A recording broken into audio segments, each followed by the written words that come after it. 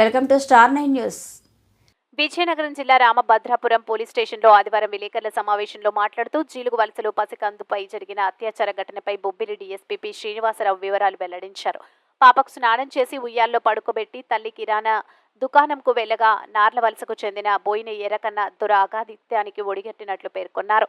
నిందితుడిని శనివారం తెల్లవారుజామున అరెస్ట్ చేసి పోక్సోతో పాటు కొత్త చట్టం కింద కేసు నమోదు చేసినట్లు వెల్లడించారు. చిన్నారి ఆరోగ్య పరిస్థితి నిలకడగా ఉందని డీఎస్పీ వివరాలు వెల్లడించారు.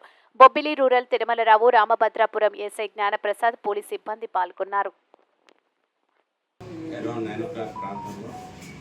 తల్లి తన తాలూకా 6 నెలల బేబీని స్నానం చేయించి ఉయ్యాల్లో పడుకోబెట్టి ఒక షావుకారు పక్కన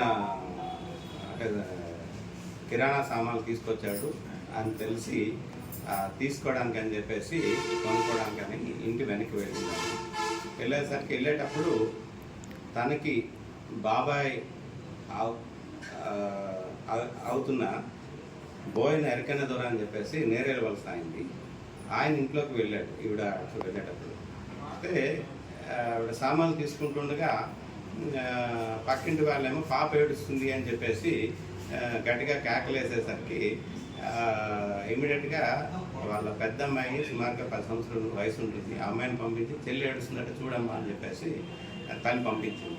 అక్కడికి వెళ్ళి చూసేసరికి ఈ ఎరకన్న దొర పాపని ఎత్తుకొని చేతుల్లో ఉంది. ఆ ప్రైవేట్ పార్ట్స్ నుంచి కాస్త బ్లడ్ వస్తుంది.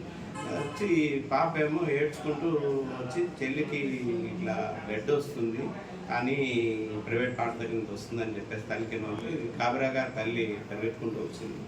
వచ్చి చూసేసరికి వీడేమో గాబరాగా పాపని తీసి ఆ ఉయ్యాలో పడేసి పారిపోవడానికి ప్రయత్నం చేస్తుంటే ఉయ్యాలు కూడా బ్లడ్ ఉంది. దాని కాబట్టి ఏం చేశారా అని చెప్పేసి వాడి మీదకి వెళ్ళేసరికి నేనేం చేయలేదనుకుని పారిపోతుంటే ఒక కర్రతో కూడా ఆవిడ అటాక్ చేయడం